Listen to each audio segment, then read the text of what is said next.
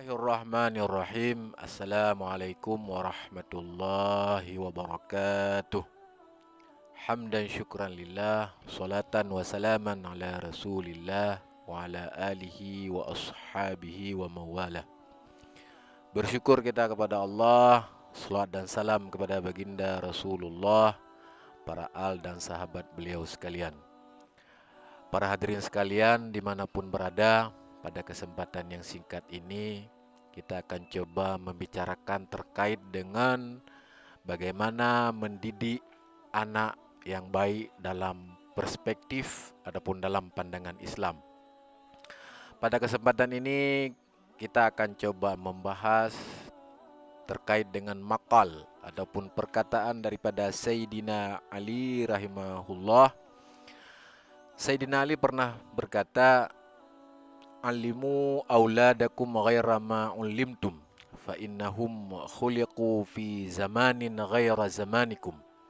Yang artinya adalah, ajarilah anak-anakmu itu tidak sebagaimana kamu diajarkan dahulu, karena anak itu hidup pada suatu zaman yang tidak sama dengan zaman kamu berada.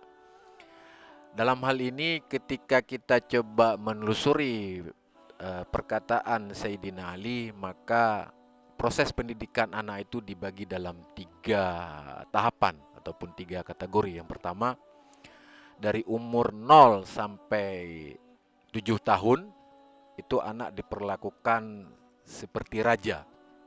Dalam pengertian adalah di umur 0 sampai 7 tahun anak-anak itu harus diperlakukan dengan lemah lembut dan kasih sayang, sehingga seorang anak itu memang benar-benar mendapatkan nilai kasih sayang dari orang tuanya, dan dia dapat tumbuh dan berkembang dengan nilai kelembutan dan kasih sayang yang diterapkan oleh orang tuanya kepada anak. Jadi contoh yang diterapkan rasa kasih sayang dan kelembutan itu akan melekat pada diri anak ketika dia tumbuh menjadi dewasa. Tahapan yang kedua adalah umur 8 sampai 14 tahun. Ali mengatakan bahwa Sayyidina Ali mengatakan perlakukan anak itu seperti tawanan. Dalam pengertian di usia 8 sampai 14 tahun anak-anak sudah mulai diajarkan kedisiplinan, mulai diajarkan aturan. Seorang anak harus dipastikan bahwa apapun yang mulai dia lakukan itu akan berkonsekuensi ataupun akan berimbas kepada kepada dia sendiri. Kalau dia melakukan hal keburukan akan berdampak tidak baik bagi dia. Kalau dia melakukan nilai kebaikan maka juga akan memberikan dampak positif bagi dia sendiri.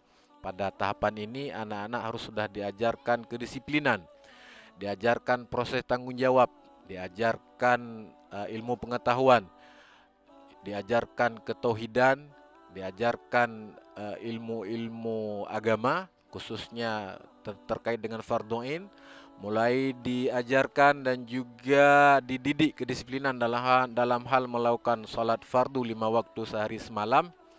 Kemudian juga konsekuensi, seorang orang tua itu harus memastikan bahwa anak itu harus ketika dia melakukan segala sesuatu itu akan berimbas ataupun akan ada konsekuensi kepada dirinya. Perbuatan yang tidak baik dilakukan itu akan berakibat tidak baik juga pada dirinya. Begitu juga sebaliknya, kalau dia melakukan perbuatan yang baik maka juga akan berakibat ataupun berimbas positif pada diri anak tersebut. Yang terakhir adalah ketika ataupun tahapan yang ketiga, anak berumur 15 sampai 21 tahun. Di usia ini anak-anak harus diperlakukan sebagai sahabat. Nah, maksudnya adalah seorang anak itu harus diperlakukan seperti sahabat oleh orang tua, supaya rasa bonding, rasa kedekatan anak dengan orang tua itu makin erat.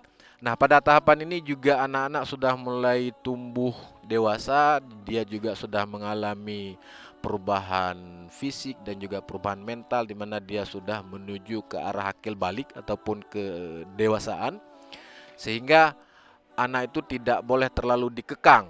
Akan tetapi bagaimana seorang anak itu memang harus ada kedekatan dengan orang tuanya. Jadi orang tua itu harus memang menjadikan anak itu sebagai sahabat, sekaligus menampakkan ataupun menunjukkan rasa uswatun hasanah, contoh teladan yang baik dari orang tua kepada anaknya, sehingga anak itu tidak sungkan ataupun tidak merasa takut, tidak terkekangi, dan juga orang tua tidak otoriter kepada anak, sehingga setiap persoalan ataupun hal yang dihadapi oleh anak itu bagi orang tuanya itu dapat menjadi tempat curhat, sekaligus dapat menjadi sebagai tempat untuk berdiskusi terkait persoalan-persoalan yang dihadapi oleh anak. Dari 3 makal Sayyidina Ali yang saya sampaikan tadi, mudah-mudahan dapat menjadi ibrah pelajaran bagi kita semua dalam mendidik anak. Mudah-mudahan dapat bermanfaat bagi kita semua. Billahi taufiq wal hidayah. Wassalamualaikum warahmatullahi wabarakatuh.